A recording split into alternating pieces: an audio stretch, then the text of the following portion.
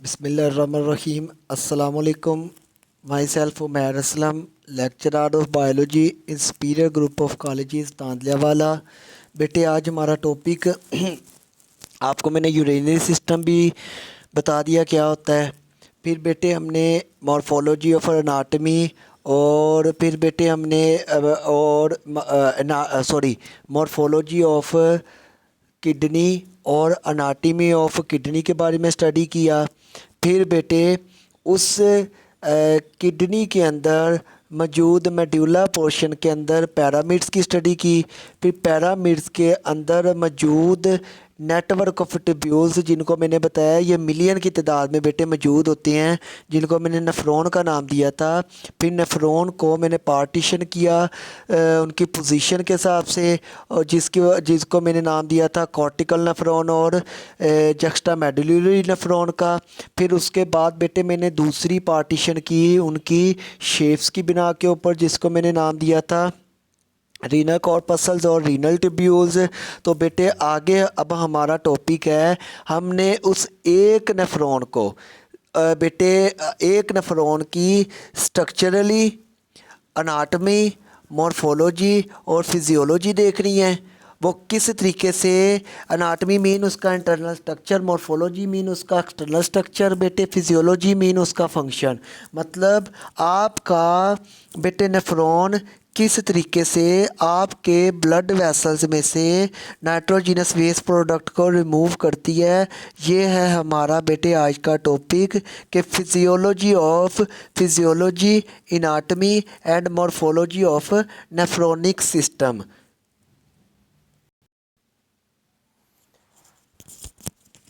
अच्छा तो बेटे अब देखिए, आप स्ट्रक्चर में देख सकते हो एनाटमी ऑफ नेफ्रॉन मैंने दिखाया हुआ है विद कैपिलरीज नेटवर्क। ये जो ब्लैक कलर की बेटे लाइनिंग है, ये जो ब्लैक कलर के पेंसिल मैंने यूज़ किया है, जो मैंने ब्लैक कलर का स्ट्रक्चर ड्रा किया हुआ है, ये है आपका नेफ्रॉन। ये जो ऊपर ग्रीन कलर की पेंसिल बेटे मैंने यूज़ की हुई है, ये है नेटवर्क ऑफ ट्यूब्यूल्स, जिसने आपके नेफ्रॉन को क्या किया हुआ है, रैप किया हुआ है। अच्छा देखिए, अब सबसे पहले मैं आपकी नेफ्रॉन की स्टडी आपको करवाऊंगा। नेफ्रॉन के मैंने आपको पार्ट पीछे भी बताए, फिर मैंने बताया था आगे मैं आपको स्ट्रक्चरली इसकी स्टडी करवाऊंगा। बेटे सबसे पहला नेफ्रॉन का पार्ट क्या होता है, बूमेंस कैप्सूल। सबसे पहला बेटा पार्ट क्या है, बूमेंस कैप्सूल। बेटे ये क्या होता है, कप शेप्ड स्ट्रक्चर होता है। आप लोगों को नज़र आ रहा होगा बेटे, ये रहा है, ये है कप शेप स्ट्रक्चर। इसको हम क्या कहते हैं, बूमेंस कैप्सूल कहते हैं बेटे हम इसको। फिर उसके बाद इस बूमेन कैप्सूल से आगे बेटे फिर ये आपको बल खाती नालियाँ नज़र आ रही होंगी। ये ब्लैक कलर की बल खातिया नालियाँ नज़र आ रही होंगी, इनको कहते हैं प्रोक्सिमल कन्वुलेटेड ट्यूब्यूल्स। प्रोक्सिमल का मतलब होता है स्टार्टिंग, कन्वुलेटेड का मतलब होता है बल खाती, ट्यूब्यूल्स का मतलब होता है ट्यूब्यूल्स, ट्यूब लाइक स्ट्रक्चर को ट्यूब्यूल्स कहते हैं। तो ये है आपकी प्रोक्सिमल कन्वुलेटेड ट्यूब्यूल्स। अब ये देखें, इससे पहले अगर देखा जाए, जिसको मैंने बूमेंस कैप्सूल का है, ये नॉन ट्यूबुलर स्ट्रक्चर होता है बेटे। ये मतलब इसका ट्यूब-लाइक स्ट्रक्चर नहीं होता। इस वजह से हम इसको, मैंने पीछे आपको कहा था, हम इसको क्या कहते हैं, रीनल कॉर्पसल्स कहते हैं। मतलब non tubular structure of nephron is known as renal corpuscles. अब आप देख सकते हो इसका बेटे, इसका स्ट्रक्चर है नॉन ट्यूबुलर, इसलिए हम इसको बेटे रीनल कॉर्पसल्स कहते हैं। अगर अब आगे से बेटे स्टार्ट करें हम देखना, अब ये देखिए, ये अब ट्यूब-लाइक पोर्शन शुरू हो गए हैं। अब प्रोक्सिमल कन्वुलेटेड का स्ट्रक्चर ट्यूब जैसा होता है, इसलिए हम इसको कहते हैं प्रोक्सिमल कन्वुलेटेड ट्यूब्यूल, पहली बल खाती नाली बेटे। फिर अब ये देखें, फिर ये नीचे की तरफ प्रोक्सिमल कन्वुलेटेड ट्यूब्यूल से एक नाली नीचे की तरफ जा रही है, जिसको उसने लिखा हुआ है descending loop of Henle. Descending कहते हैं, ऊपर से नीचे जाने को डिसेंडिंग कहते हैं बेटे। ये ब्लैक कलर की आप नाली दे सकते हो, इसे कहते हैं डिसेंडिंग लूप ऑफ हैनले। अब हैनले एक साइंटिस्ट था जिसने इसको स्टडी किया था, लूप ऑफ हैनले को बेटे। अब ये है क्या बेटे, लड़कियां जो हेयर पिन यूज़ करती हैं अपने बालों के अंदर, लड़कियां अपने बालों को सेट करने के लिए एक पिन यूज़ करती है, उसको बेटे हम हेयर पिन कहते हैं। उस हेयर पिन की लूप बिल्कुल बेटे इस जैसी होती है जिसको इसने लूप ऑफ हैनले लिखा है, और इसने यही अपनी स्टेटमेंट दी थी हैनले ने कि इसका जो अपना नेटवर्क ऑफ ट्यूब्यूल्स होता है, मतलब ये जो नेफ्रॉन का नीचे वाला पार्ट होता है, ये बिल्कुल लड़कियों की हेयर पिन की लूप जैसा होता है। अब जो लड़कियां हेयर पिन यूज़ करती हैं बेटे, उस हेयर पिन के नीचे वाले पोर्शन को हम लूप कहते हैं। तो वो कहता है इसका नीचे वाला पोर्शन, नेफ्रॉन का नीचे वाला पोर्शन लड़कियों की बिल्कुल हेयर पिन की लूप जैसा होता है, इसलिए उसने इसका नेम भी क्या रख दिया, लूप रख दिया। अब डिस्कवर किसने किया था, हैनले ने किया था, इसलिए हम इसको कहते हैं लूप ऑफ हैनले। अब वो लूप जो बेटे ऊपर से नीचे की तरफ जा रही है, आपको नज़र आ रहा है, मैंने बेटे आपको शो भी किया हुआ है ब्लैक कलर की डायग्राम, और बेटे फिर रेड कलर के एरो के साथ बताया भी हुआ है कौन सा है ये। इसे कहते हैं डिसेंडिंग लूप ऑफ हैनले, मतलब ऊपर से नीचे आने वाला लूप ऑफ हैनले। उसके बाद बेटे फिर इधर को देखें, अपना अगला पार्ट देखें। अब ये देखें, यहाँ से ये लूप ऑफ हैनले, ये ब्लैक कलर की लाइन, ब्लैक कलर की ट्यूब्स नीचे से अब ऊपर की तरफ जा रही है, इसको कहते हैं सेंडिंग लूप ऑफ हैनले। मतलब वो क्या था, लूप ऑफ हैनले का वो हिस्सा था जो ऊपर से नीचे की तरफ आ रहा था। अब ये क्या है, ये लूप ऑफ हैनले का वो आर्म है, वो बेटे पार्ट है जो नीचे से अब ऊपर की तरफ जा रहा है, इसे कहते हैं असेंडिंग लूप ऑफ हैनले। उसके बाद बेटे अगला पार्ट देखें तो आगे जाके फिर देखें sending loop of Henle and होती है, तो एंड होते ही बेटे ये क्या करती है, फिर दोबारा ये नाली बल खाना शुरू कर देती है। दोबारा ये नाली फिर क्या करना शुरू कर देती है, बल खाना शुरू कर देती है। इसको कहते हैं डिस्टल कन्वोल्यूटेड ट्यूब्यूल्स। ऊपर रेड कलर के एरो के साथ मैंने लिखा भी हुआ है point number 5, distal convoluted tubules, मतलब आखिरी बल खाती नाली। इसके बाद बेटे ये क्या होता है, ये नेफ्रॉन बेटे आगे एक डक्ट के अंदर ओपन हो जाती है, उसे हम कलेक्टिंग डक्ट कहते हैं। ये आपको डायग्राम है पॉइंट नंबर 6 देखा, आपने देख भी लिया है। और ये क्या है, ये आपकी क्या बन जाती है, ये कलेक्टिंग डक्ट बन जाती है बेटे। अब मैंने आपको पीछे ही नेफ्रॉन में बताया था, पीछे जब मैं आपको पैरामिड्स पढ़ा रहा था, मैंने आपको बताया था कि कलेक्टिंग डक्ट्स के अंदर तमाम नेफ्रॉन्स ओपन हो जाती है। अब आप देख सकते हो किस तरीके से नेफ्रॉन का आखिरी 5वां पार्ट किस तरीके से कलेक्टिंग डक्ट के अंदर ओपन हुआ है बेटे। ऊपर ब्लू कलर का एरो आपको नज़र भी आ रहा होगा, ये देख सकते हो बेटे आप, इस तरीके से डिस्टल कन्वोल्यूटेड ट्यूब्यूल किसके अंदर ओपन हो रही है, कलेक्टिंग डक्ट के अंदर ओपन हो गई है बेटे। इसी तरीके से ये जो कलेक्टिंग डक्ट्स के साइड के ऊपर बेटे ये जो एजेस शो किए हुए हैं, या आपको जहाँ मैंने ब्लू कलर के एरो बनाए हुए हैं, इनका यही मतलब है कि इसके अंदर कलेक्टिंग डक्ट्स के अंदर अब दूसरी नेफ्रॉन्स ओपन हो रही है। मतलब वो इस सिग्नल पॉइंट से या सिग्नल डायग्राम से वो शो कर रहा है कि यहाँ और भी नेफ्रॉन है। तो ये जो आपको ब्रांचेज नज़र आ रही हैं कलेक्टिंग डक्ट्स के ऊपर, ये मैं आपको बता रहा हूँ कि ये इसी चीज़ को शो कर रहा है कि इस कलेक्टिंग डक्ट्स के अंदर और नेफ्रॉन्स भी ओपन हो रही हैं। तो इस तरीके से तमाम नेफ्रॉन्स किसके अंदर ओपन हो जाती है, कलेक्टिंग डक्ट्स के अंदर। तो कलेक्टिंग डक्ट्स यहाँ से बेटे ओपन होता है किसके अंदर, अब ये कलेक्टिंग डक्ट एंड हो जाता है यहाँ पे, तो यहाँ से कलेक्टिंग डक्ट्स ओपन होती है एक डक्ट के अंदर, उसका नाम होता है पेपिलरी डक्ट्स। पेपिलरी डक्ट आगे ओपन होती है माइनर कैलिसीज में, माइनर कैलिसीज आगे ट्यूब लाइक स्ट्रक्चर, मतलब ब्रॉडी ट्यूब लाइक स्ट्रक्चर होते हैं, उन्हें मेजर कैलिसीज कहते हैं, मेजर कैलिसीज में ओपन होती है। फिर मेजर कैलिसीज आगे बेटे एक ब्रॉडी ट्यूब में ओपन हो जाता है, उसे पेल्वस कहते हैं। पेल्वस आगे यूरेटर में ओपन होती है, यूरेटर आगे यूरेनरी ब्लैडर में, यूरेनरी ब्लैडर बेटे यूरेथ्रा में, यूरेथ्रा से फिर पेशाब बेटे फीमेल की ओपनिंग होती है विजाइना, विजाइना से बाहर निकल रिमूव हो जाता है। और मेल में बेटे सेक्स ऑर्गन होता है पीनस, पीनस में एक ओपनिंग होती है प्रोप्यूस ओपनिंग, मेल अपनी प्रोप्यूस ओपनिंग से यूरिन को बॉडी से रिमूव कर देता है। तो ये है आपका बेटे नेटवर्क ऑफ ट्यूब्यूल्स, जिसको मैंने क्या नाम दिया था, नेफ्रोनिक सिस्टम कहा था। एक मरतबा रिपीट कर रहा हूँ बेटे। अब इसमें देखिए पहला पार्ट क्या था, बूमेन कैप्सूल, ये नॉन ट्यूबुलर स्ट्रक्चर होता है, इसलिए मैंने कहा था इसे हम रीनल कॉर्पसल्स कहते हैं। फिर अगला पार्ट कौन है, प्रोक्सिमल कन्वोल्यूटेड ट्यूब्यूल, मतलब पहली बल खाती नाली बेटे, ये ट्यूबुलर स्ट्रक्चर होता है, इसलिए हम इसको रीनल ट्यूब्यूल्स कहते हैं। उसके बाद तीसरा पार्ट क्या है, डिसेंडिंग लूप ऑफ एनले, ये बेटे नीचे की तरफ जाने वाला लूप ऑफ एनले होता है, तो इसलिए इसको हम कहते हैं डिसेंडिंग लूप ऑफ एनले। फिर इधर देखिए असेंडिंग लूप ऑफ एनले, ये नीचे से ऊपर की तरफ जा रहा होता है बेटे, इसको हम कहते हैं असेंडिंग लूप ऑफ एनले। फिर दोबारा असेंडिंग लूप ऑफ एनले आगे जाके बेटे बल खाना शुरू कर देती है नाली, तो इसको हम कहते हैं डिस्टल कन्वोल्यूटेड ट्यूब्यूल, मतलब आखिरी बल खाती नाली। फिर उसके बाद ये किसके अंदर ओपन हो जाता है बेटे, ये आपकी कलेक्टिंग डक्ट्स के अंदर ओपन हो जाता है। कलेक्टिंग डक्ट्स मैंने बताया था बेटे, वो नाली होती है जिसके अंदर तमाम नेफ्रॉन्स ओपन हो जाती हैं बेटे। तो इस तरीके से यूरिन तमाम नेफ्रॉन नाइट्रोजीनस वेस्ट प्रोडक्ट को कलेक्ट करके किस में थ्रो कर देती है, कलेक्टिंग डक्ट्स के अंदर बेटे थ्रो कर देती हैं। तो ये था आपका नेफ्रॉन का स्ट्रक्चर। तो आपने नेफ्रॉन के स्ट्रक्चर के अंदर देख लिया कि नेफ्रॉन के स्ट्रक्चर के अंदर कितने बेटे पार्ट होते हैं, 6 पार्ट होते हैं। पहला बूमेन कैप्सूल, दूसरा प्रोक्सिमल कन्वोल्यूटेड ट्यूब्यूल्स, तीसरा डिसेंडिंग लूप ऑफ एनले, चौथा असेंडिंग लूप ऑफ एनले, पांचवा डिस्टल कन्वोल्यूटेड ट्यूब्यूल्स, छठा है कलेक्टिंग डक्ट्स।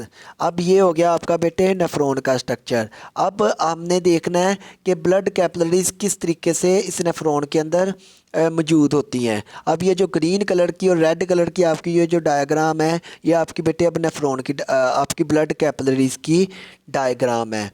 अगर अब आपको पीछे किडनी का पोर्शन याद हो, मैंने बताया था दिल से क्या आता है नीचे की तरफ, डोर्सल एओर्टा। उस डोर्सल एओर्टा से क्या ओरिजिनेट होता है बेटे, 2 नालियाँ ओरिजिनेट होती हैं जिनको हमने रीनल आर्टरीज कहा था। एक आर्टरी लेफ़्ट किडनी में और एक आर्टरी राइट किडनी में ओपन हो जाती है बेटे। फिर जैसे ही ये किडनी के अंदर आर्टरी मूव करती हैं तो किडनी के अंदर जाते ही बेटे ये आर्टरीज छोटी छोटी नालियों में डिवाइड कर जाती हैं, उन्हें आर्टरियोल्स कहते हैं। अब आप डायग्राम में देख सकते हो कि वो आर्टरियोल्स कहाँ मूव कर रही हैं बेटे, वो आर्टरियोल्स पैरामिड के अंदर मौजूद नेफ्रॉन के अंदर इन्वेजिनेट कर जाती हैं। अब हम देखते हैं वो नेफ्रॉन के अंदर किस तरीके से इन्वेजिनेट करती हैं।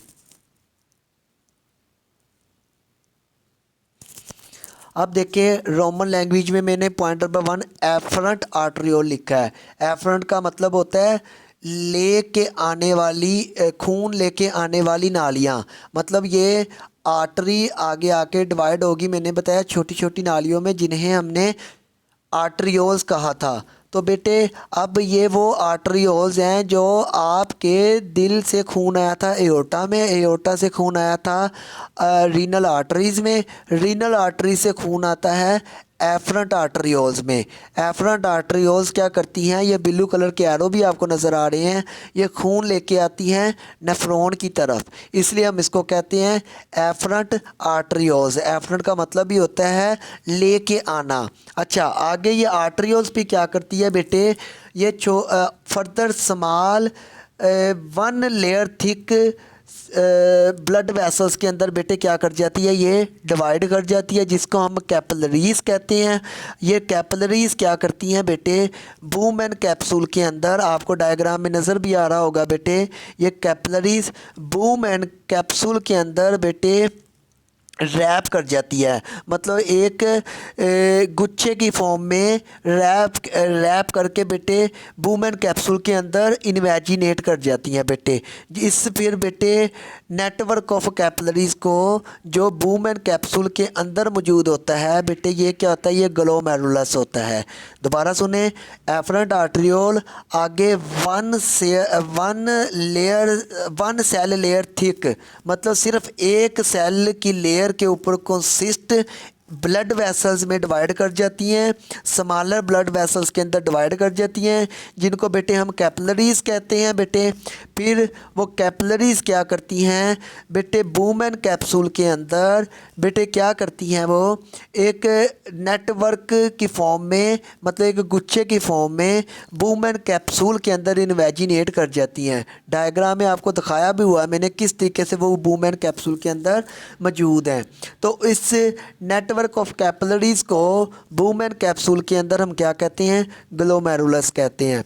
फिर ग्लोमेरुलस से बेटे दोबारा कैपिलरीज मिलके आगे बेटे क्या बनाती हैं, एक नाली बना देती हैं, जिसको हम कहते हैं इफ्रट आर्टरियोल। रोमन 9 में लिखा हुआ point number 3 green ball point के साथ मैंने लिखा हुआ है, जिसको मैंने लिखा हुआ है इफ्रट आर्टरियोल। अब बेटे कैपिलरीज क्या करती हैं, यहाँ से ग्लोमेरुलस आगे दोबारा मिल के एक आगे आर्टरी बना देती है, जिसे हम कहते हैं इफ्रट आर्टरियोल। मतलब खून को ले के जाने वाली, वो एफरंट लेके आने वाली। अब ये इफरंट का मतलब होता है लेके जाने वाली। वो एफरंट आर्टरियोल खून को लेके आई थी बूमेन कैप्सूल के अंदर मौजूद नेटवर्क ऑफ कैपिलरीज के अंदर, मतलब ग्लोमेरुलस के अंदर खून लेके आई थी इफरंट आर्टरियोल। अब ये इफरंट आर्टरियोल मतलब ई से जो इफरंट है, ये इफरंट आर्टरियोल ग्लोमेरुलस से खून को अवे लेके जाएंगी बेटे, मतलब बूमेन कैप्सूल से ये खून को अवे लेके जाएंगी, इसलिए इसका नाम होता है इफरंट आर्टरियोल। अब इफरंट आर्टरियोल, अब आप देख सकते हो ये ब्लू कलर के मैंने एरो शो भी किए हुए हैं बेटे बाकायदा ग्रीन ट्यूब्स के अंदर। आप देखें ये फिर एफरंट आर्टरियोल डाउनवर्ड मूव करती है, और डाउनवर्ड मूव करके आप देखें ये फिर दोबारा दो पार्टीशन में डिवाइड कर गई। मतलब ये आगे एफरंट आर्टरियोल दोबारा बेटे नेटवर्क ऑफ कैपिलरीज के अंदर डिवाइड कर जाती हैं। अब वो नेटवर्क ऑफ कैपिलरीज को हम कहते हैं पेरी ट्यूबुलर कैपिलरीज। ये पॉइंट नंबर 4 ग्रीन कलर का जो मैंने लिखा हुआ है, इसको कहते हैं पेरी ट्यूबुलर कैपिलरीज। ये पेरी ट्यूबुलर कैपिलरीज क्या करती हैं बेटे, ये प्रोक्सिमल कन्वोल्यूटेड ट्यूब्यूल को और डिस्टल कन्वोल्यूटेड ट्यूब्यूल को क्या कर लेती हैं, रैप कर लेती हैं, जैसे मैंने आपको दिखाया भी हुआ है डायग्राम में। इधर देखें बेटे, इसने पेरीट्यूबुलर कैपिलरीज ने एफरंट आर्टरियोल आगे आके डिवाइड कर गई पेरीट्यूबुलर कैपिलरीज में। अब ये ग्रीन कलर की आप ट्यूब्स देख सकते हो किस तरीके से इसने ब्लैक कलर की ट्यूब मतलब प्रोक्सिमल कन्वोल्यूटेड ट्यूब्यूल को रैप किया हुआ है। उसके बाद बेटे फिर आप आगे भी देख सकते हो किस तरीके से उसने ब्लैक कलर ग्रीन कलर की ट्यूब्स ने ब्लैक कलर की डिस्टल कन्वोल्यूटेड ट्यूब्यूल्स को रैप किया हुआ है। ये जो ग्रीन कलर की ट्यूब्स हैं ये पेरीट्यूबुलर कैपिलरीज हैं। इन्होंने क्या किया होता है, प्रोक्सिमल कन्वोल्यूटेड ट्यूब्यूल और डिस्टल कन्वोल्यूटेड ट्यूब्यूल्स को क्या किया होता है बेटे, रैप किया होता है। अच्छा, उसके बाद फिर आप देख सकते हो फिर ये डिस्टल कन्वोल्यूटेड ट्यूब्यूल से नीचे की तरफ, अब डिस्टल कन्वोल्यूटेड ट्यूब्यूल से बेटे ब्लड वेसल्स दोबारा मिलती हैं और बेटे ये डाउनवर्ड मतलब लूप ऑफ एनले की तरफ मूव करना शुरू कर देती हैं। अब ग्रीन ट्यूब्यूल्स में जो नीचे की तरफ मूव कर रही हैं बेटे, आपको ब्लू कलर के बीच में एरो नज़र आ रहे होंगे, मतलब ये अब पेरी ट्यूबुलर कैपिलरीज आपस में मिलके आगे दोबारा बेटे आर्टरियोल बनाती हैं। वो आर्टरियोल डाउनवर्ड मूव करती है और डाउनवर्ड मूव करके वो दोबारा कैपिलरीज में डिवाइड करती है बेटे। वो दोबारा कैपिलरीज बेटे फिर क्या करती हैं, जक्स्टा मेडुलरी नेफ्रॉन में बेटे, कॉर्टिकल नेफ्रॉन की मैं बात नहीं कर रहा, मैं जक्स्ट्रा मेडुलरी नेफ्रॉन की बात कर रहा हूँ। जक्स्ट्रा मेडुलरी नेफ्रॉन में बेटे वो कैपिलरीज क्या करती हैं बेटे, लूप ऑफ एनले को, असेंडिंग लूप ऑफ एनले को और डिसेंडिंग लूप ऑफ एनले को क्या कर लेती है बेटे, वो रैप कर लेती हैं उन नेटवर्क ऑफ कैपिलरीज को जिन्होंने असेंडिंग और डिसेंडिंग लूप ऑफ एनले को क्या किया हुआ है, रैप किया हुआ है बेटे उस नेटवर्क ऑफ कैपिलरीज को हम कहते हैं वासा रेक्टा। ये पॉइंट नंबर 5 मैंने लिखा भी हुआ है ग्रीन पेंसिल के साथ। इसको कहते हैं वासा रेक्टा। इसका हाफ पोर्शन मैंने ग्रीन बनाया है और हाफ पोर्शन रेड बनाया है। ये क्यों बनाया है बेटे? हाफ पोर्शन ग्रीन इसलिए बनाया है, ग्रीन पोर्शन में मौजूद है ऑक्सीजनेटेड ब्लड और रेड पोर्शन में मौजूद है डीऑक्सीजनेटेड ब्लड। मतलब जब किडनी के अंदर खून आता है तो वो होता है ऑक्सीजनेटेड। फिर किडनी उसमें खून में से जहाँ तक आपका ग्रीन पोर्शन है, मतलब यहाँ तक उसने इसमें से ऑक्सीजन मौजूद थी खून में। जब वो रेड कलर के पोर्शन में कन्वर्ट हो गया है, इसका मतलब है यहाँ किडनी ने आपके खून में से ऑक्सीजन ले ली है और बदले में क्या चीज़ डाल दी है उसमें? कार्बन डाइऑक्साइड गैस डाल दी हुई है। तो ये है आपका रेड और ग्रीन बॉल पॉइंट यूज़ करने का यहाँ मकसद। तो आपको हाफ वैसा रेक्टा आपको ग्रीन कलर का नज़र आ रहा होगा बेटे और हाफ वैसा रेक्टा आपको ब्लू कलर रेड कलर का नज़र आ रहा होगा बेटे। तो इसको हम कहते हैं वैसा रेक्टा। अब ये वैसा रेक्टा आगे दोबारा बेटे ऊपर की तरफ देखें, ये रेड कलर की ट्यूब ऊपर की तरफ अब जा रही है। ये आपको नज़र आएगी ये ब्लू कलर के एरो के साथ। ये ट्यूब आगे मिलके एक बड़ी ट्यूब बना देती है, उसे वेन्यूल्स कहते हैं। वेन्यूल्स आके मिलके बेटे वेन बना देती है, जिसको हम रीनल वेन कहते हैं। ये किडनी से बाहर निकलती है, जहाँ मैंने पहले डायग्राम में आपको बताया भी था।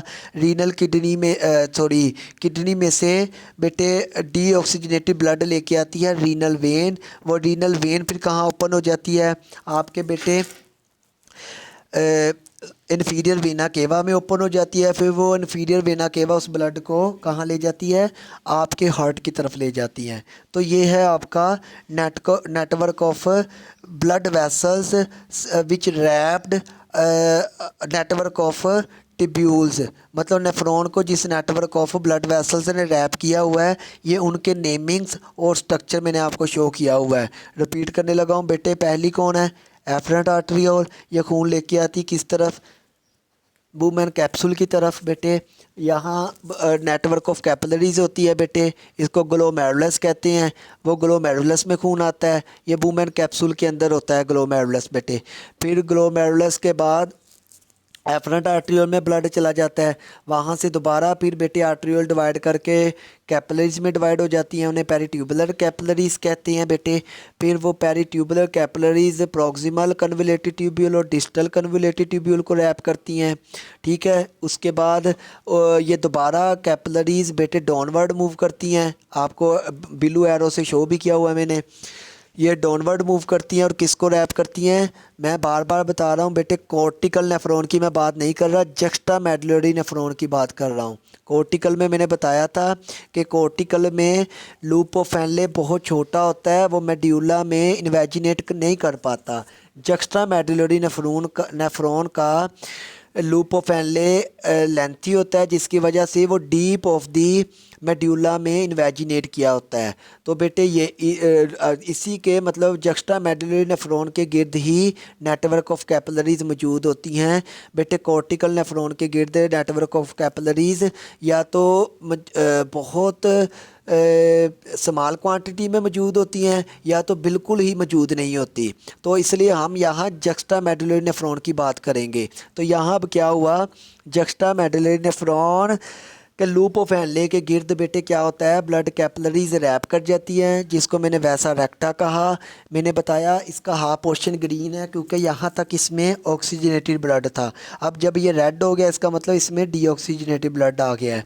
तो यहाँ से ये कैपिलरीज वैसा रेक्टा मिलके आगे एक बड़ी नाली बनाती है, उसको वेन्यूल कहते हैं। वेन्यूल्स आगे मिलके और ब्रॉडर ट्यूब्स बना देती हैं, उन्हें बेटे वेन्स कहते हैं। अब रीनल वेन्स होती हैं वो जो गुर्दों से निकलती हैं। फिर वो रीनल वेन्स बेटे किसके अंदर ओपन होती है? इन्फीरियर वेना केवा के अंदर। इन्फीरियर वेना केवा फिर खून को किस तरफ ले जाता है? हार्ट की तरफ ले जाता है। अब बेटे ये था स्ट्रक्चर आपका नेफ्रॉन का। अब अब इसका मैकेनिज़्म है वो मैं स्टडी करवाने लगा हूँ। ये सारे मैंने पॉइंट्स इसके अंदर लिखे भी हुए हैं, नीचे जो एक्सप्लेनेशन मैंने लिखा है वर्ड, इसके अंदर ये सारे पॉइंट्स आपके अवेलेबल है बेटे। अब यहाँ हम जल्दी से इसको एक मरतबा रीड करते हैं। अब देखें खून किधर आया। अब मैं इसका बेटे मैकेनिज़्म बताने जा रहा हूँ, किस तरीके से एक्सचेंज ऑफ नाइट्रोजिनस वेस्ट होता है। अब ये हमारा टॉपिक है। क्योंकि मैंने आपको स्ट्रक्चर, एनाटमी और मॉर्फोलॉजी उसकी पढ़ा दी है। अब हम देखेंगे वो किस तरीके से एक्सचेंज ऑफ मटेरियल करता है। पहला पॉइंट देखिए बेटे, एफरेंट आर्टरियोल, यहाँ से खून आता है। ये नाली क्या होती है, ये ब्रोडिड होती है, मतलब चौड़ी होती है। फिर यहाँ से खून आके आगे किधर चला जाता है, कैपिलरीज के अंदर चला जाता है। एफरेंट आर्टरियल में बेटे ब्लड आता है। ब्लड किस तरफ चल जाता है, नेटवर्क ऑफ कैपिलरीज में, मतलब ग्लोमेरुलस में चला जाता है। ग्लोमेरुलस बेटे ग्लोमेरुलस आगे फिर बेटे ज्वाइन होकर क्या बना देती है, इफरेंट आर्टरियोल बना देती है। अब अगर डायग्राम में आपको क्लियर कट नज़र आ रहा है कि एफरेंट आर्टरियोल है जो वो ब्रोडिड है, मतलब वो नाली चौड़ी है। आगे जो इफरेंट आर्टरियोल है बेटे वो ब्रोडिड नहीं है बल्कि वो नैरो है। अब होता क्या है, पीछे से ब्लड बेटे फुल प्रेशर से आता है, क्योंकि एफरेंट आर्टरियोल होती है चौड़ी, ब्रोडिड ट्यूब्यूल होती है, ब्रोडिड ब्लड वेसल होती है। अब आगे जो इफरेंट आर्टरियोल होती है ये बेटे ब्रोडिड नहीं होती, ये होती है नैरो। अब पीछे से ब्लड आता तो प्रेशर से है और किसके अंदर इंटर हो जाता है, कैपिलरीज के अंदर इंटर हो जाता है, मतलब ग्लोमेरुलस के अंदर इंटर हो जाता है। पर उस सेम प्रेशर से ग्लोमेरुलस से बेटे ब्लड इफरेंट आर्टरियोल में नहीं जा पाता, क्योंकि इफरेंट आर्टरियोल आगे से नैरो होती है। अब जिसकी वजह से क्या होता है बेटे, इफरेंट आर्टरियोल उस प्रेशर को इनटेक नहीं करती जो प्रेशर एफरेंट आर्टरियोल से आता है। मतलब ब्लड जिस प्रेशर से एफरेंट आर्टरियोल से ग्लोमेरुलस में आता है, उस प्रेशर से इफरेंट आर्टरियल उस ब्लड को ग्लोमेरुलस से रिसीव नहीं करती, जिसकी वजह से बेटे सारा का सारा प्रेशर किसके ऊपर पड़ जाता है, ग्लोमेरुलस की वाल्स के ऊपर पड़ जाता है। अब जिसकी वजह से ग्लोमेरुलस की वाल्स के ऊपर प्रेशर ज़्यादा होने की वजह से उसके पोर्स का साइज़ भी इंक्रीज़ हो जाता है, मतलब ग्लोमेरुलस के अंदर ब्लड कैपिलरीज के अंदर मौजूद सुराखों का साइज़ भी इंक्रीज़ हो जाता है प्रेशर की वजह से बेटे। और दूसरा क्या होता है, जो फ्लूइड मौजूद होता है ग्लोमेरुलस के अंदर, मतलब जो ब्लड मौजूद होता है उसमें से काफ़ी ज़्यादा चीज़ें निकल के एक फ्लूइड की फॉर्म में कहाँ आ जाती है, बूमेन कैप्सूल और ग्लोमेरुलस के दरमियान दो आपको ब्लू कलर के बेटे एरो नज़र आ रहे होंगे, इसको हम कहते हैं, इसको बेटे हम कहते हैं इंटर सेलुलर स्पेस। मतलब बूमेन कैप्सूल और ग्लोमेरुलस के दरमियान जो स्पेस है ये कौन सी स्पेस है, इंटर सेलुलर स्पेस है, जिसको मैंने दो ब्लू कलर के एरो के साथ शो किया हुआ है बेटे। अब फ्लूइड कहाँ आ जाता है, ग्लोमेरुलस से प्रेशर की बिना के ऊपर फ्लूइड निकल के बेटे कहाँ आ गया, इंटर सेलुलर स्पेस में आ जाता है। फिर वहाँ से वो कहाँ चला जाता है, बूमेन कैप्सूल के अंदर चला जाता है। मतलब अब इंटर सेलुलर स्पेस से फ्लूइड कहाँ चला गया, बूमेन कैप्सूल के अंदर चला जाता है। अब इस फ्लूइड को हम कहते हैं, क्योंकि ये आया कहाँ से है, ग्लोमेरुलस से आया है। अब इसको हम कहते हैं ग्लोमेरुलर, क्योंकि ये ग्लोमेरुलस से आया है बेटे। अब हुआ क्या, यहाँ ये फिल्ट्रेट हुआ है, मतलब एक मीडियम से निकल के दूसरे मीडियम में आया है, इसको हम फिल्ट्रेशन कहते हैं बेटे। तो फिल्ट्रेशन से जो चीज़ फिल्ट्रेट होती है, जो चीज़ फिल्ट्रेशन से जिस चीज़ को फिल्ट्रेट किया जाता है उसको हम फिल्ट्रेट कहते हैं। इसलिए अब इस निकलने वाले फ्लूइड का हम नाम रख देते हैं ग्लोमेरुलर फिल्ट्रेट। अब ये आया कहाँ से है, ग्लोमेरुलस से आया है। अब चला कहाँ गया, बूमेन कैप्सूल के अंदर बेटे चला गया। आपको ब्लू कलर के एरो नज़र आ रहे हैं, ग्लोमेरुलस से निकल रहे हैं और जा कहाँ रहे हैं, बूमेन कैप्सूल के अंदर आपको जाते नज़र आ रहे हैं बेटे।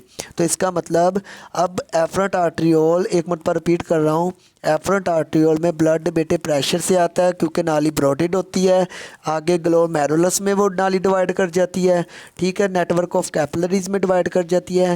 नेटवर्क ऑफ कैपिलरीज दोबारा मिलके इफरंट आर्टरियोल बेटे बनाता है। इफरंट आर्टरियोल ब्रॉडी नहीं होता, वो नैरो होता है, जिसकी वजह से सारा का सारा प्रेशर किस पर पड़ जाता है बेटे, नेटवर्क ऑफ कैपिलरीज पर पड़ जाता है, मतलब ग्लोमेरुलस की दीवारों के ऊपर प्रेशर पड़ जाता है सारा, जिसकी वजह से क्या हो जाता है, एक तो ग्लोमेरुलस के पोर्स का साइज़ इंक्रीज़ हो जाता है बेटे।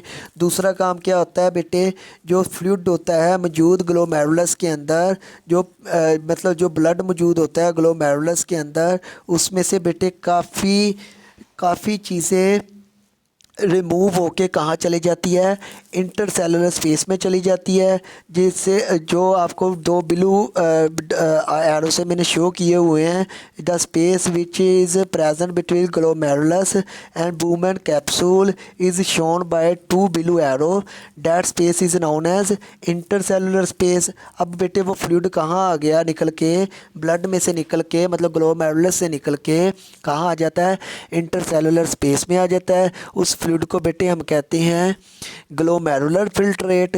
वो ग्लोमेरुलर फिल्ट्रेट बेटे कहाँ चला जाता है, फिर बूमेन कैप्सूल के अंदर चला जाता है।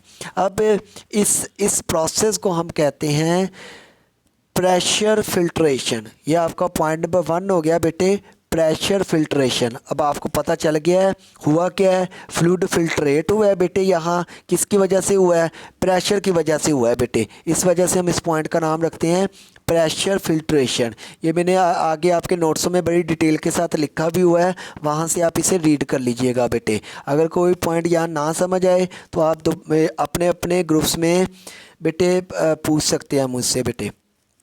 तो अब फ्लूइड कहाँ आ गया है, बूमेन कैप्सूल के अंदर आ गया है। उस फ्लूइड को हमने क्या नाम दे दिया है, ग्लोमेरुलर फिल्ट्रेट का नेम दे दिया बेटे।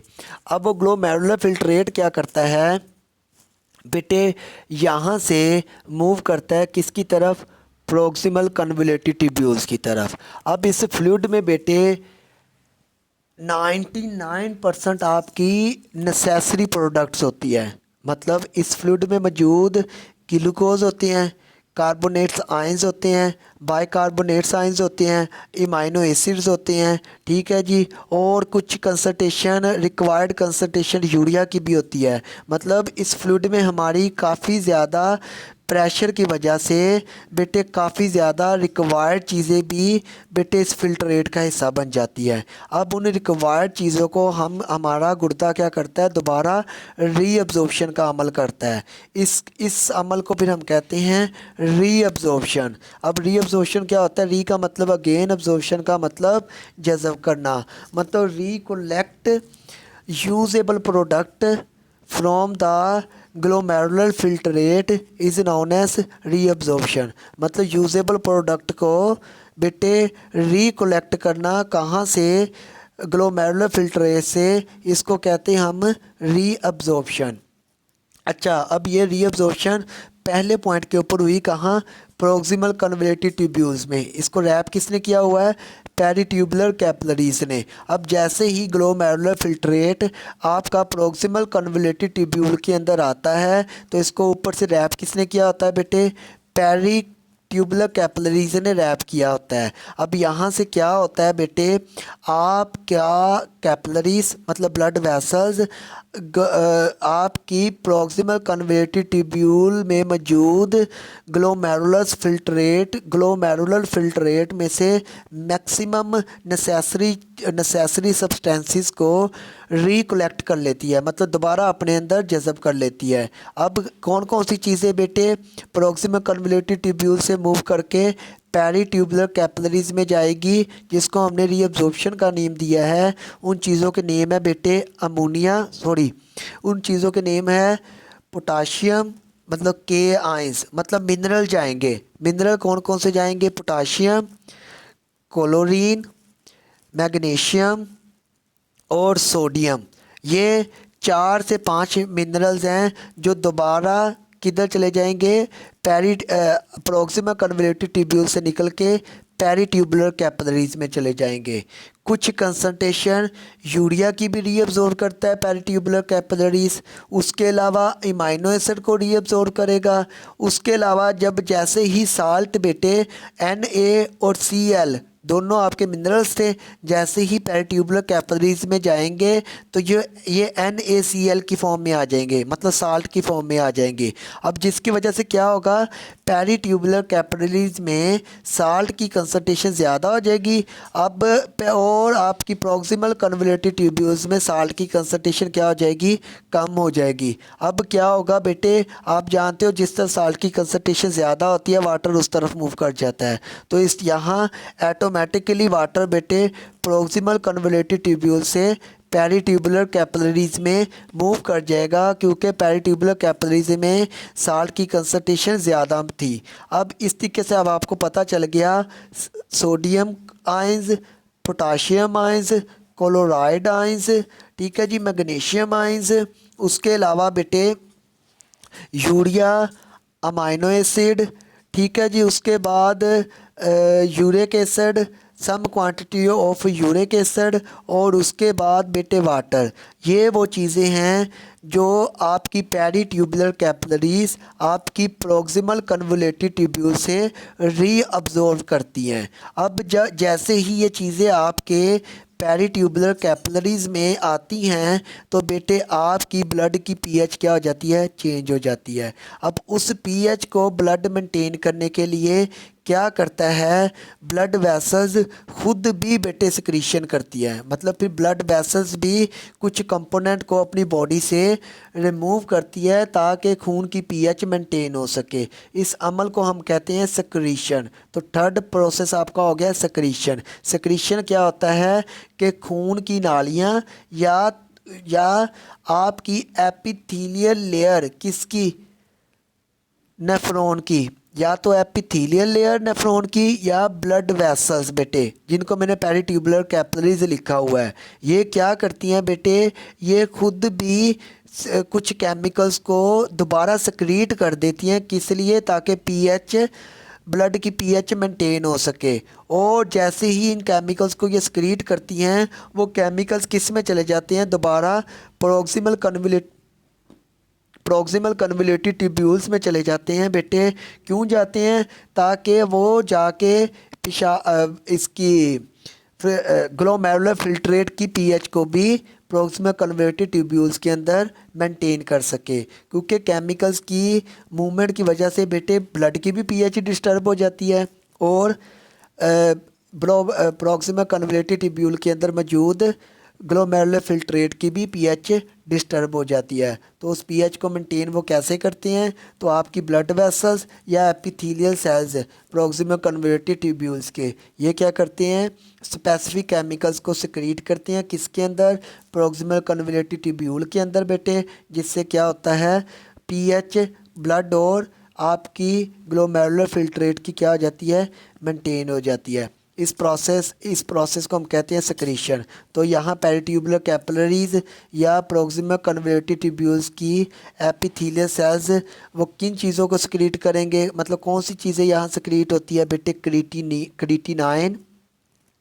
हाइड्रोजन आयंस, ये दो चीज़ें हैं जिनको बेटे क्या करता है। इसके अलावा और भी केमिकल्स होते हैं, फ़िलहाल आप इन्हीं को याद रखें कि यहाँ वो क्या करेगा, हाइड्रोजन आयंस और क्रिएटिनाइन को क्या करेगा बेटे, सक्रीट करके किस में डाल देगा, प्रॉक्सिमल कन्वोल्यूटेड ट्यूब्यूल में डाल देगा। इस तरीके से क्या हो गया, आपकी पीएच खून और आपकी ग्लोमेरुलर फिल्ट्रेट की क्या हो जाती है, मेंटेन हो जाती है। अब आपको पता चल गया यहाँ प्रॉक्सिमल कन्वोल्यूटेड से पेरिट्यूबुलर कैपिलरीज ने किन चीज़ों को रीअब्जॉर्ब किया और किन केमिकल्स को पेरिट्यूबुलर कैपिलरीज ने दोबारा इंटर करवाया प्रॉक्सिमल कन्वोल्यूटेड ट्यूब्यूल्स में, जिसको मैंने सिक्रीशन कहा है, जो होती है पीएच को, खून की पीएच को और ग्लोमेरुलर फिल्ट्रेट की पीएच को मेंटेन करने के लिए जो सिक्रीट किए जाती हैं उन केमिकल्स के बारे में भी मैंने आपको यहाँ बताया है। अब बेटे यहाँ से फिर आपका जो ग्लोमेरुलर फिल्ट्रेट होता है वो डाउनवर्ड मूव कर जाता है, मतलब डिसेंडिंग लूप ऑफ एनले में मूव कर जाता है। आप देख सकते हो ब्लू कलर के एरो ब्लैक कलर की ट्यूब में डाउनवर्ड मूव कर रहे हैं बेटे। अब इसके बाद क्या होता है बेटे, यहाँ से ये मूव करके किधर चल जाते हैं, असेंडिंग लूप ऑफ फैनले में, मतलब फिर यहाँ से फ्लूइड मूव करता है ऊपर की तरफ। मतलब पहले फ्लूइड ने ग्लोमेरुलर फिल्ट्रेट ने ऊपर से नीचे की तरफ मूव किया, फिर नीचे से ऊपर की तरफ मूव कर रहा है बेटे। अब इस तरीके से ये glomerulus filtrate loop of Henle में मूव करते हैं। अगर आप ब्लड वेसल्स की बात करो तो यहाँ से अब ऊपर देखिए आप, पेरिट्यूबुलर कैपिलरीज ने एक तरफ तो प्रॉक्सिमल कन्वोल्यूटेड ट्यूब्यूल को रैप किया हुआ है और दूसरी तरफ उसने किसको रैप किया हुआ था, डिस्टल कन्वोल्यूटेड ट्यूब्यूल को बेटे।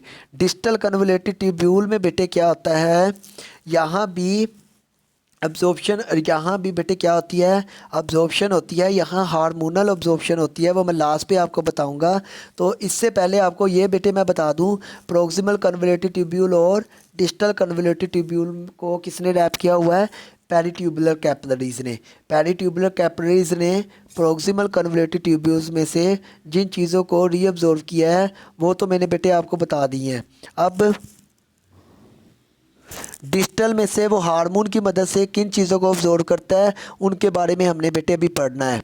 अच्छा, उससे पहले बेटे आप चलें, पेरिट्यूबुलर कैपिलरीज बेटे क्या करती हैं, दोबारा रीज्वाइन करके किस में कन्वर्ट हो जाती है, वासा रेक्टा में।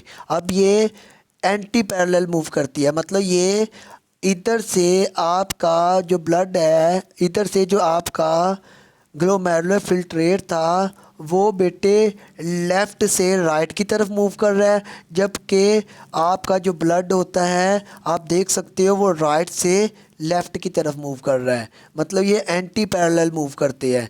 मतलब जो आपका ग्लोमेरुलर फिल्ट्रेट है वो डिसेंडिंग लूप ऑफ फैनले में आएगा, मतलब ऊपर से नीचे आएगा पहले, फिर नीचे से ऊपर जाएगा। मतलब आपका ग्लोमेरुलर फिल्ट्रेट लेफ़्ट से राइट की तरफ मूव कर रहा है, जबकि ब्लड पेरिट्यूबुलर कैपिलरीज मिलके जो ब्लड वेसल्स बना रही हैं आगे, जिनको हमने वासा रेक्टा कहा है, उनमें ब्लड राइट से लेफ़्ट की तरफ मूव करता है। मतलब ये एंटी पैरेलल डायरेक्शन में मूव करते हैं। अब इससे क्या होगा, जब ऊपर से बेटे ये ब्लड डाउनवर्ड आएगा तो इधर से बेटे ऊपर से आप देख रहे हो ग्रीन कलर की नाली नीचे की तरफ आ रही है, मतलब ब्लू एरो नीचे की तरफ आपको शो हो रहे हैं, मतलब खून नीचे की तरफ जा रहा है। इधर से अगर आप असेंडिंग लूप ऑफ फैनले को देखोगे तो यहाँ से ग्लोमेरुलस फिल्ट्रेट ऊपर की तरफ जा रहा है। अब इधर से देखो तो नीचे वाले पॉइंट के ऊपर देखो तो नीचे वाले पॉइंट में आपका खून, जहाँ मैंने वासा रेक्टा लिखा हुआ है, इधर देखिए खून आपका राइट से लेफ़्ट की तरफ जा रहा है, जबकि नीचे आप ब्लैक कलर की वेसल देख सकते हो, ट्यूबुलर देख सकते हो, जिसको मैंने लूप ऑफ फैनले कहा है। इसमें ग्लोमेरुलस फिल्ट्रेट लेफ़्ट से राइट की तरफ जा रहा है बेटे। अब आगे देखो, डिसेंडिंग लूप ऑफ फैनले में देखो खून ब्लड इसमें वासा रेक्टा में नीचे से ऊपर की तरफ जा रहा है, जबकि फिल्ट्रेट ऊपर से डिसेंडिंग लूप ऑफ फैनले में फिल्ट्रेट ऊपर से नीचे की तरफ जा रहा है बेटे। इसको कहते हैं काउंटर करंट, मतलब एंटी पैरेलल मूव करना किसी चीज़ का। खून और ग्लोमेरुलर फिल्ट्रेट की मूवमेंट क्या है बेटे, एंटी पैरेलल है, जिसकी वजह से यहाँ क्या हो जाती है, रिपल्शन जनरेट होती है, जिसकी वजह से एक्सचेंज ऑफ मटेरियल का चांस और ज़्यादा हो जाता है। आपको पता है रिपल्शन में चार्जेस पैदा हो जाते हैं, चार्जेस की वजह से बेटे अट्रैक्शन और ज़्यादा हो जाती है बेटे। तो इस वजह से क्या होगा, यहाँ एक्सचेंज होने का चांस, मटेरियल एक्सचेंज होने का चांस रिपल्शन की वजह से और ज़्यादा हो जाते हैं। इसको कहते हैं करंट मैकेनिज़्म। अब होता क्या है, ये एक दूसरे के क्योंकि उल्ट मूव कर रहे हैं, मतलब ब्लड नीचे से ऊपर की तरफ जा रहा है, फिल्ट्रेट ऊपर से नीचे की तरफ जा रहा है, इसको कहते हैं काउंटर। काउंटर मतलब उल्ट। तो अब देखिए इस अमल को पूरे को कहते हैं काउंटर करंट मैकेनिज़्म। काउंटर कहते हैं क्योंकि वो एंटी पैरेलल मूव कर रहे हैं, इसलिए काउंटर कहा हमने। करंट कहा क्योंकि एक फोर्स जनरेट हुई, रिपल्शन फोर्स जनरेट हुई, इसलिए हमने करंट कह दिया। उसके बाद मैकेनिज़्म, क्योंकि यहाँ एक्सचेंज ऑफ मटेरियल हो रहा है, इसलिए हमने इसको मैकेनिज़्म कह दिया। तो इस अमल को कहते हैं काउंटर करंट मैकेनिज़्म। अब अगर देखें बेटे ऊपर से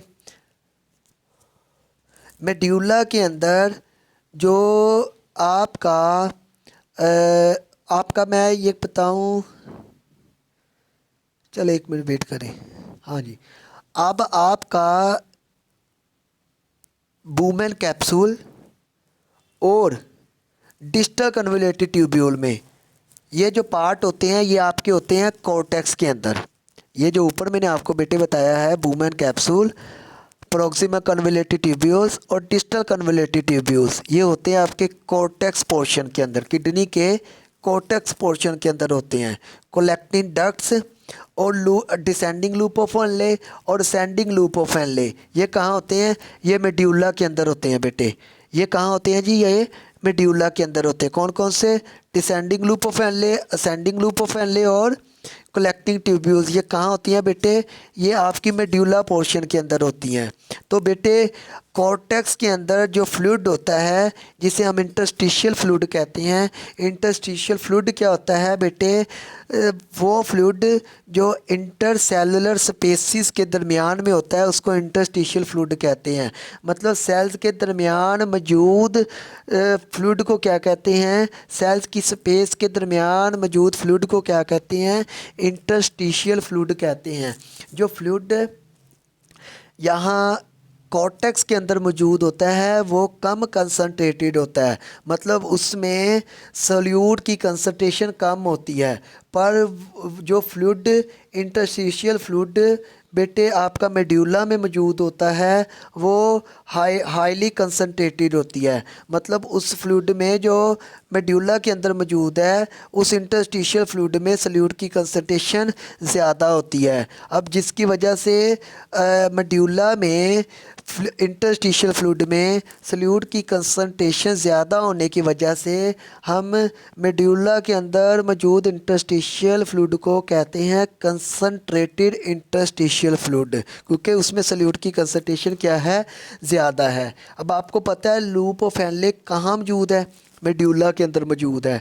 इसका मतलब अब बेटे सॉल्यूट की कंसनट्रेशन लूप ऑफ फैनले के बाहर ज़्यादा है एज़ कम्पेयर टू सॉल्यूट की concentration inside of the loop of Henle. अब जिसकी वजह से क्या होगा? इसका मतलब अब सॉल्यूट से मुराद साल्ट की कंसनट्रेशन या मिनरल की कंसनट्रेशन इंटरस्टिशियल फ्लूइड में बेटे ज़्यादा है, जिसकी वजह से क्या और डिसेंडिंग लूप ऑफ फैनले और इंसेंडिंग लूप ऑफ फैनले में बेटे कंसनट्रेशन ऑफ सॉल्यूट क्या है? कम है। अब इससे क्या होगा बेटे? आपको ये मैंने पीछे मैकेनिज़्म पढ़ाया है कि वाटर किस तरफ मूव कर जाता है? जिस तरफ सॉल्यूट की कंसनट्रेशन ज़्यादा होती है। इसका मतलब सॉल्यूट की कंसनट्रेशन ज़्यादा कहाँ है? इंटरस्टिशियल फ्लूइड में ज़्यादा है। मतलब डिसेंडिंग लूप ऑफ फैनले के बाहर जो मीडियम है जिसको हमने मेड्यूला कहा है उसमें सॉल्यूट की कंसनट्रेशन ज़्यादा है। इस वजह से बेटे वाटर डिसेंडिंग लूप ऑफ फैनले में मूव कर जाता है। कहाँ? मेड्यूला के इंटरस्टिशियल फ्लूइड में, क्योंकि वहाँ सॉल्यूट की कंसनट्रेशन ज़्यादा होती है। तो इस तरीके से अब आपको पता चल गया कि डिसेंडिंग लूप ऑफ फैनले में से क्या चीज़ निकल जाती है बेटे? वाटर निकल जाता है। और वो कहाँ चला जाता है बेटे? वो वासा रेक्टा के अंदर इंटर हो जाता है बेटे। तो वो कहाँ चला गया बेटे? वासा रेक्टा के अंदर इंटर हो जाता है। पहले वो निकलता है किस में इंटर हो जाता है? इंटरस्टिशियल फ्लूइड के अंदर इंटर हो जाता है। मतलब वो फ्लूइड जो आपके डिसेंडिंग लूप ऑफ फैनले के सेल्स और वासा रेक्टा के सेल्स के दरमियान में जो फ्लूइड मौजूद है उसको हमने इंटरस्टिशियल फ्लूइड कहा था। उसमें सॉल्यूट की कंसनट्रेशन ज़्यादा थी, जिसकी वजह से क्या हुआ बेटे? आपका वाटर डिसेंडिंग लूप ऑफ फैनले में से मूव करके बेटे इंटरस्टिशियल फ्लूइड में चला गया। मतलब डिसेंडिंग लूप ऑफ फैनले से वाटर निकल के बाहर फ्लूइड में चला गया, क्योंकि फ्लूइड में सॉल्यूट की कंसनट्रेशन ज़्यादा थी। फिर वहाँ से वाटर बेटे मूव करके कहाँ चला जाता है? बासा रेक्टा के अंदर चला जाता है। इस तरीके से आपका लूप ऑफ फैनले क्या करता है? आपको वाटर को रीअब्जॉर्व करने में हेल्प आउट करता है। अच्छा, उसके बाद दूसरी तरफ चलो बेटे असेंडिंग लूप ऑफ फैनले में। बेटे असेंडिंग लूप ऑफ फैनले की दीवारें मोटी होती हैं, मतलब वाल्स थिक होती है, इसलिए ये वाटर को रिमूव होने नहीं देती। पर अब क्योंकि यहाँ आपने डिसेंडिंग लूप ऑफ फैनले में वाटर को लॉस कर दिया था, तो जिसकी वजह से अब जो ग्लोमेरुलस फिल्ट्रेट है बेटे उसमें वाटर तो कम है पर सल्यूट की कंसंट्रेशन अब क्या हो गई है, ज़्यादा हो गई है। मतलब मिनरल्स की कंसंट्रेशन क्या हो गई है, ज़्यादा हो गई है। तो जैसे ही ग्लोमेरुलस फिल्ट्रेट बेटे असेंडिंग लूप ऑफ फैनले की तरफ मूव करता है तो उसमें क्या चीज़ ज़्यादा होती है, साल्ट की कंसंट्रेशन ज़्यादा होती है, पानी की कंसंट्रेशन कम होती है। पर एक बात याद रखनी है, इंटरस्टिशियल फ्लूइड में अभी भी साल्ट की कंसंट्रेशन ज़्यादा है as compare to ascending loop of Henle. इसलिए असेंडिंग लूप ऑफ फैनले में भी बेटे पानी निकलने का चांस हो सकता था। इसलिए ये आप नेफ्रॉन क्या करती है, अपनी असेंडिंग लूप ऑफ फैनले की वाल को क्या कर देती है, थिक कर देती है, जिसकी वजह से यहाँ से वाटर रिमूव नहीं होता। पर अब साल्ट ज़्यादा होने की वजह से साल्ट को रिमूव करना यहाँ से ज़रूरी होता है, क्योंकि मैंने बताया, बार बार बताया है कि ट्यूब्यूल के अंदर पीएच को मेंटेन करना बहुत ज़्यादा ज़रूरी है। तो इसलिए अब वो क्या करेगा, इस साल्ट को अपनी बॉडी से रिमूव करेगा। अब बेटे साल्ट बेटे खुद ब खुद तो रिमूव नहीं हो सकती, क्योंकि बाहर सल्यूट की कंसंट्रेशन मतलब साल्ट की कंसंट्रेशन ज़्यादा है। असेंडिंग लूप ऑफ फैनले के अंदर साल्ट की कंसंट्रेशन क्या है, कम है। तो इसके लिए फिर किडनी के ऊपर एक कैप लाइक स्ट्रक्चर होता है, उसको एड्रीनल ग्लैंड कहते हैं। एड्रीनल ग्लैंड के भी दो पोर्शन होते हैं, कॉर्टेक्स और मेड्यूला। बेटे आउटर पोर्शन को कॉर्टेक्स कहते हैं, इनर पोर्शन को मेड्यूला कहते हैं।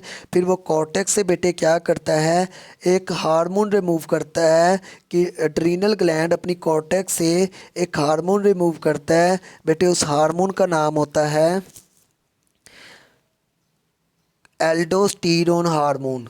उस हार्मोन का नाम क्या होता है, आगे जब आपके नोट्स आप पढ़ोगे, नोट्सों के अंदर मैंने सारी ये चीज़ें लिखी हुई हैं। उस हार्मोन का नाम होता है एल्डोस्टीरोन हार्मोन। इस हार्मोन का दूसरा नाम होता है मिनरेलोकोर्टिकोइड हार्मोन। तो बेटे वो हार्मोन की मदद से क्या करता है, हार्मोन क्या करता है, असेंडिंग लूप ऑफ फैनले के ऊपर एक्शन करता है, और उसके एक्शन से क्या होता है बेटे, एक्टिवली एटीपी का इस्तेमाल करके असेंडिंग लूप ऑफ फैनले और डिस्टल कन्वोल्यूटेड ट्यूब्यूल से बेटे वो हार्मोन क्या करता है, एटीपी का इस्तेमाल करके फोर्सफुली सोडियम आयंस को और क्लोराइड आयंस को क्या करता है बेटे, असेंडिंग लूप ऑफ फैनले और डिस्टल कन्वोल्यूटेड ट्यूब्यूल से वो क्या करता है बेटे, रिमूव करता है। इसको कहते हैं हार्मोनल एक्शन। तो ये हार्मोनल एक्शन की मदद से क्या करते हैं, सोडियम आयंस को और क्लोराइड आयंस को बेटे डिस्टल कन्वोल्यूटेड ट्यूब्यूल और असेंडिंग लूप ऑफ फैनले से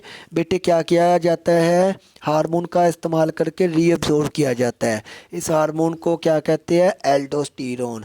दूसरा नाम इसका होता है मिनरेलोकोर्टिकोइड, क्योंकि सोडियम और क्लोराइड क्या है, मिनरल्स है। मतलब मिनरल्स को अब्जॉर्ब करने वाला हार्मोन को मिनरेलोकोर्टिकोइड कहते हैं। तो इसका मतलब अब आप असेंडिंग लूप ऑफ फैनले में आपको पता चल गया कि कौन सी चीज़ अब रीअब्जॉर्ब हुई है, क्लोराइड आयन, और मैक्सिमम कंसंट्रेशन किसकी रीअब्जॉर्ब होती है, सोडियम आयंस की। तो Na और Cl को यहाँ रीअब्जॉर्ब किया जाता है बेटे। तो अब उसके बाद ऊपर आपको भी पता चल गया है, पेरिट्यूबुलर कैपिलरीज ने डिसेंडिंग कन्वोल्यूटेड ट्यूब्यूल से बेटे किस चीज़ को रीअब्जॉर्ब किया है, हार्मोन का इस्तेमाल करते हुए, एल्डोस्टीरोन हार्मोन का इस्तेमाल करते हुए उसने बेटे सोडियम क्लोराइड को NaCl को रीअब्जॉर्ब किया है। अब बेटे जब NaCl रीअब्जॉर्ब हो जाता है तो बेटे अब बाहर पेरिट्यूबुलर कैपिलरीज में पानी साल्ट की कंसंट्रेशन क्या हो जाती है, ज़्यादा हो जाती है, और डिस्टल कन्वोल्यूटेड ट्यूब्यूल में साल्ट की कंसंट्रेशन क्या हो जाती है, कम हो जाती है। मतलब NaCl की कंसंट्रेशन क्या हो जाती है, कम हो जाती है, जिसकी वजह से डिस्टल कन्वोल्यूटेड ट्यूब्यूल से वाटर भी मूव करके किस में चला जाता है, पेरिट्यूबुलर कैपिलरीज में चला जाता है। इसका मतलब पेरिट्यूबुलर कैपिलरीज में कौन कौन सी चीज़ें रीअब्जॉर्ब की है डिस्टल कन्वोल्यूटेड ट्यूब्यूल में से, sodium chloride Na mineral, Cl minerals और बेटे वाटर, ये तीन चीज़ें रीअब्जॉर्ब की हैं। अब जैसे ही ये डिस्टल कन्वोलेटेड से इन चीज़ों को रीअब्जॉर्ब करता है। तो बेटे डिस्टल कन्वोलेटेड की डिस्टल कन्वोलेटेड ट्यूब्यूल के अंदर मौजूद फिल्ट्रेट की पीएच डिस्टर्ब हो जाती है। उस पीएच को फिर ये कैसे मेंटेन करते हैं बेटे, फिर पेरीट्यूब्यूलर कैपिलरीज यहाँ एक केमिकल सिक्रीट करती हैं, उसका नाम होता है पोटाशियम आयंस, के आयंस या मैग्नीशियम आयंस, पोटाशियम के आयंस या एम जी आयंस और पोटाशियम आयंस को बेटे वो क्या करती है, पेरीट्यूबुलर कैपिलरीज सिक्रीट करती हैं। वो किधर चला जाता है, डिस्टल कन्वोलेटेड ट्यूब्यूल्स के अंदर चला जाता है, जिससे क्या होती है, डिस्टल कन्वोलेटेड ट्यूब्यूल के अंदर मौजूद बेटे फ्लूइड की पीएच क्या हो जाती है, मेंटेन हो जाती है। अब यहाँ तक जो फ्लूइड होता है बेटे ये क्या कहलाता है, ग्लोमेरुलर फिल्ट्रेट कहलाता है। इसमें से जो सी चीज़ें रीअब्जॉर्ब हुई है वो मैंने आपको बड़ी डिटेल के साथ बताई हैं बेटे। अब अगला बेटा पॉइंट क्या है, फिर ये डिस्टल कन्वोलेटेड ट्यूब्यूल्स, तमाम नेफ्रॉन की डिस्टल कन्वोलेटेड ट्यूब्यूल्स किसके अंदर एम्प्टी हो जाती है, किसके अंदर ड्रेन हो जाती है, कलेक्टिंग डक्ट्स के अंदर। अब कलेक्टिंग डक्ट्स के अंदर बेटे क्या आ गया, आपका यूरिन आ गया, मतलब आपकी वेस्ट प्रोडक्ट आ गई।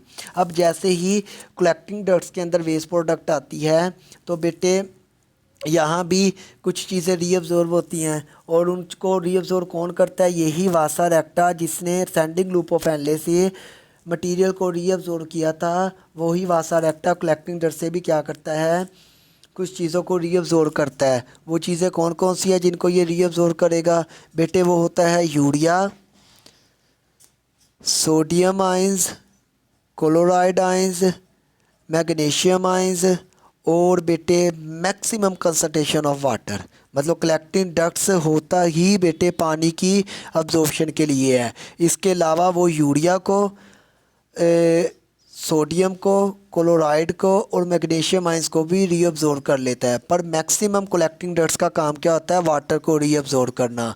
पर बेटे पानी को वो रीअब्जॉर्ब कैसे करता है, यहाँ भी फिर एक हार्मोन पैदा होता है। उसे कौन पैदा करता है, पोस्टीरियर लूब का, पिट्यूटरी ग्लैंड का posterior lube.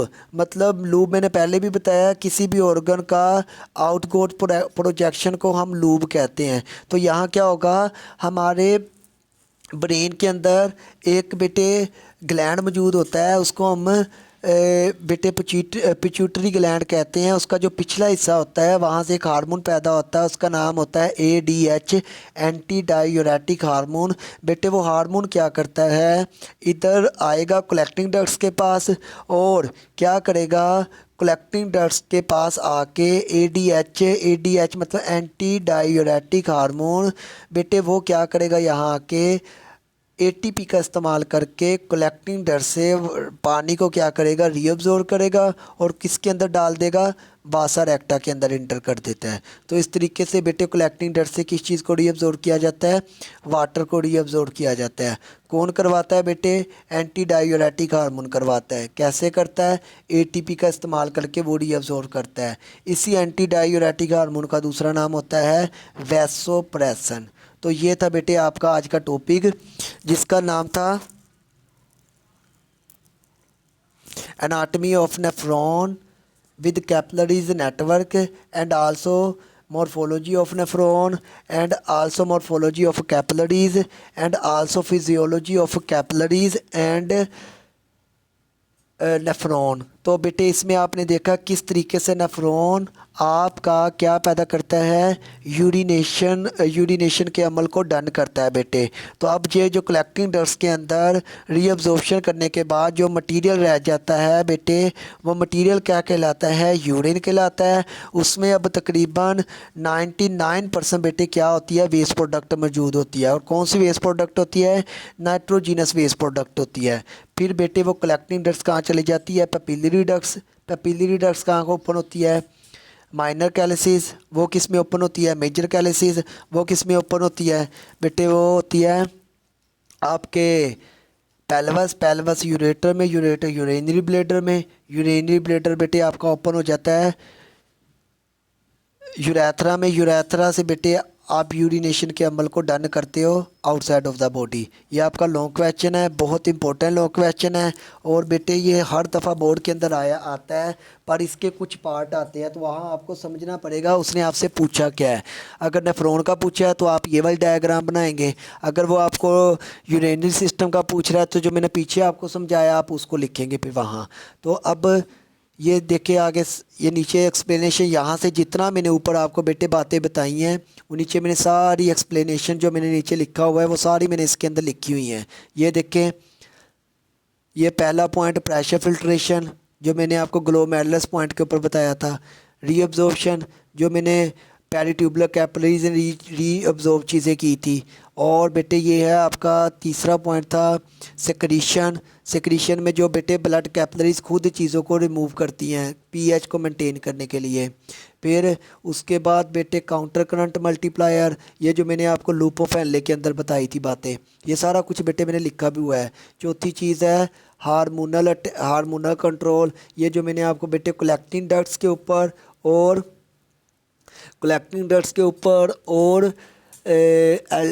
Ascending loop of Henle और प्रॉक्सिमल डिस्टल कन्वोल्यूटेड ट्यूब्यूल के ऊपर जो मैंने हार्मोन के आपको फंक्शन बताए थे, ये दोनों मैंने हार्मोन के फंक्शन यहाँ लिखे भी हुए हैं, आप लोग देख सकते हो।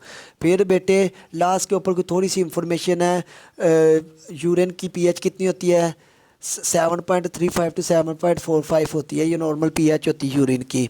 ह्यूमन एक दिन में तकरीबन 1.4 लीटर यूरिन पैदा करता है और आपकी बॉडी में 95% मतलब 95.5% मतलब 96% आपकी बॉडी के अंदर जो पानी बेटे आप कंजर्व करते हो वो आप इसी कलेक्टिंग डक्ट मैकेनिज़्म के अंदर, जिसे मैंने एंटी डायूरेटिक हार्मोन फंक्शन आपको ऊपर पढ़ाया भी था बेटे, उसी के ज़रिए आप अपनी बॉडी का वाटर को कंजर्व कर सकते हो। फिर यूरिन के अंदर कौन कौन से कंपोनेंट होते हैं, मतलब जो पेशाब हम रिमूव करते हैं बॉडी से उसमें कौन कौन से कंपोनेंट होते हैं। वाटर उसमें 95% होता है, यूरिया 9.3 ग्राम पर लीटर होता है, मतलब 1 ग्राम में 9.3 ग्राम यूरिया होता है। क्लोराइड 1.87 ग्राम पर लीटर होते हैं बेटे, 1 ग्राम में 1 लीटर में मतलब 1.87 ग्राम क्या होता है क्लोराइड होता है। और सोडियम आइंस भी 1.17 ग्राम होते हैं पर लीटर में, पोटाशियम आइंस 0.75 ग्राम होते हैं पर लीटर में। और अदर कंपोनेंट्स भी होते हैं वो वेरिएबल होते हैं, हर मतलब इंसान अपने हिसाब से बेटे वेरिएबल कंपोनेंट्स को रिमूव करता है अपनी बॉडी से।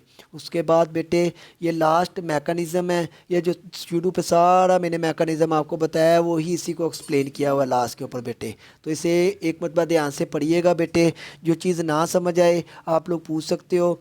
तो बेटे ये आपका मैंने बताया आपका बोर्ड का बहुत इंपॉर्टेंट लोड क्वेश्चन है, लेक्चर को भी ध्यान से देखना है। मैं नोट्स भी आपको सेंड कर देता हूँ बेटे, नोट्स भी आप लोगों ने अपने ग्रुप से कलेक्ट कर लेने हैं और अच्छे तरीके से उन्हें याद करना है बेटे।